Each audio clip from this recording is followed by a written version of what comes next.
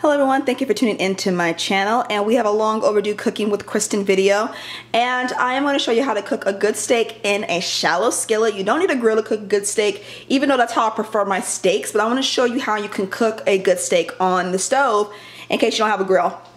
Now the steaks I use are the Angus USDA choice from Walmart. Yes, you can get steaks from Walmart that are pretty good. I stick to this kind just so I know I get a good steak. And I love having the New York strip steak that is thin. There are 3 in here, and steak goes by weight, so it's gonna be a different price depending on how much weight you get. And I have these right here.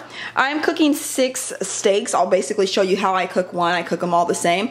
So what do you need for these steaks? Now we have the steaks, and then you need thyme. Now thyme is good for flavor, okay? Thyme you're gonna add not to the steak, but you're gonna add it in the oil, and it's gonna give off a nice flavor for the steak. You're gonna need fresh garlic, and I know what you're thinking, why does this look like it's this color? It's fresh, don't worry. Fresh garlic, this is again gonna go in the oil for the flavor. We're gonna use butter. I have Tillamook butter. You can use margarine, but I like using butter for flavor. And I am using extra virgin olive oil right here. And then I will have my seasonings that I put on the steak that I will show you. Now, one thing about steaks when it comes to this, you don't want to take a steak right out of the refrigerator and put it into the skillet. The reason being is because you're going to shock your meat and you're going to overcook it. So what you really want to do for your steaks is take them out about 15 minutes before you want to cook them. You're going to open them up and let them get room temperature before you cook them. And then about 5 minutes before you start to cook, or a little bit less, that's when you want to get your oil hot on the stove. So I am going to do that at room temperature, and then I will come back and show you how I season the steak and how I'm going to cook it. Okay, so the steaks have become a little bit of room temperature. They're they're not as cold as they were. So while I'm waiting for that to cool off a little bit, well, not cool off, wait for them to, you know, get even warmer, for lack of a better word, I have my skillet going over here, and you don't want to have it too high because you don't want to overcook the meat. So I have it on about medium, and what I am going to do is I am going to just add some extra virgin olive oil to it. As far as extra virgin olive oil, you can pick any one that you want. You know, if you have a favorite one, go with that. I just use extra virgin olive oil whenever I am cooking some sort of meat because I like it better. So what I'm gonna do, this isn't even open yet, I'm just going to coat the bottom. We don't want a lot of oil, so I'm just gonna make sure I just, you know, that's about as much as we need. And you can see, let me zoom in. That's about as much as we need. So we're gonna let that heat up a little bit. And then while that is heating up, I am going to season the steak. Okay, I've already taken the thyme out of the package, and I've already done the garlic. Now you don't need to mince the garlic or anything because it's just going in the oil and it's gonna be for flavor, so you don't need to, you know, mince it or smash it up or anything like that. So it's really easy. And so what I'm gonna do as far as seasoning goes is I have this steak rub that is by McCormicks Grill Mates, and it looks like this. I like it because you just take it out and you put it on the meat and rub it in. So I like a seasoning that you rub into the meat. That way you get all the flavors and everything. So first what I'm gonna do, I'm gonna take this Himalayan pink salt right here, which I really love. I don't use regular table salt. Don't use that. And I'm just gonna sprinkle it all over the different meats, just like this, not a lot of salt. And then I'm gonna take this peppercorn medley right here, which is by McCormick's also. I love the McCormick's grinders. And I'm just going to go like this. Now with steaks, you don't need a lot of seasoning. I like to keep it 4 seasonings max, because the less is more. Less is more when it comes to a steak. And so this is what it looks like in here, and I'm just gonna put my fingers in and just sprinkle it on there just like this. You don't need a lot, so I'm gonna show you why. Just sprinkle it on there like this.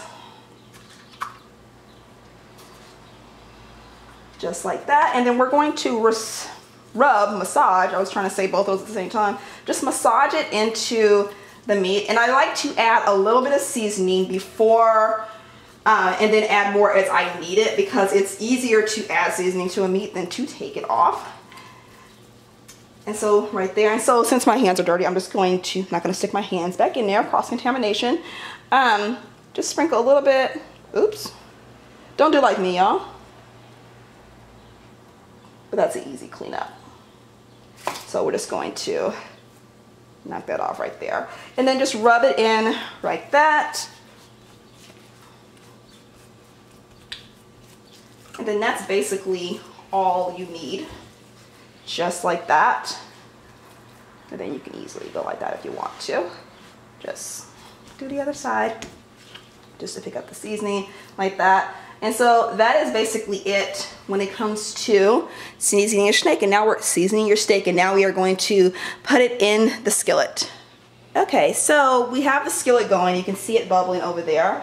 And what I'm going to do is I'm going to take some tongs, just some regular tongs just like this, and I am going to put the meat into the oil before I put anything else in there. So what I'm gonna do is just go like that. I'm gonna cook the fat down. So you can cut the fat off if you want, but I found that the fat gives it flavor. So what I'm doing is I'm just kind of holding the fat down in the oil to let it cook down some. And as you can see, it'll quickly change color. We're gonna turn that oil down a little bit. We don't want it too high. Low heat is better when it comes to any type of meat. And so I'm gonna put that in there just like this. I'm gonna do the same thing to the other steak. And I'm just going to cook the fat down a little bit.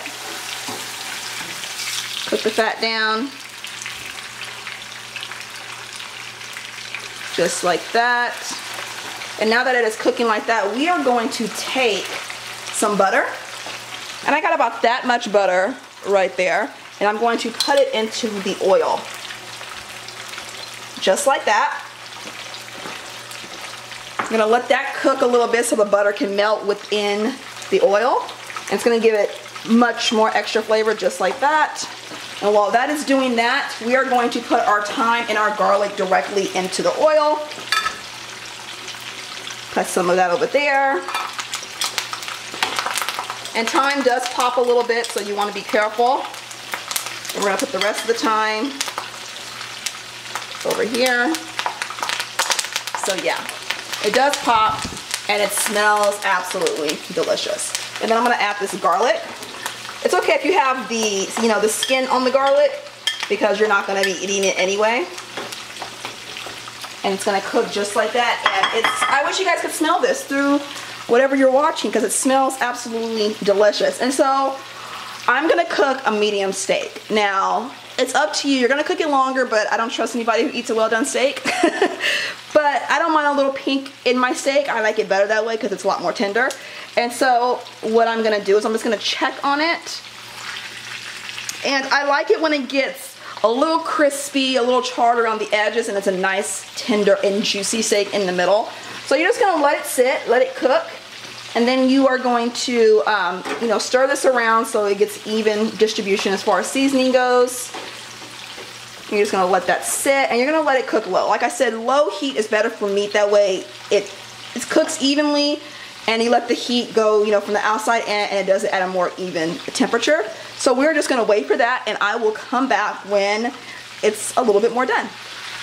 Okay, we are just about done with the steak, and as you can see, it has that nice brown crisp around the edges, just the way I like it. And looking at it, it looks really good. I'm just going to cook it a little bit more on this side. As you can see, the thyme is going to cook up, and that's perfectly fine. This is great for flavoring when I add the extra steaks in there, and it'll be even better flavor because it's had time to soak in there in that oil. But I'm just going to let this cook a little bit longer, and then it will be done.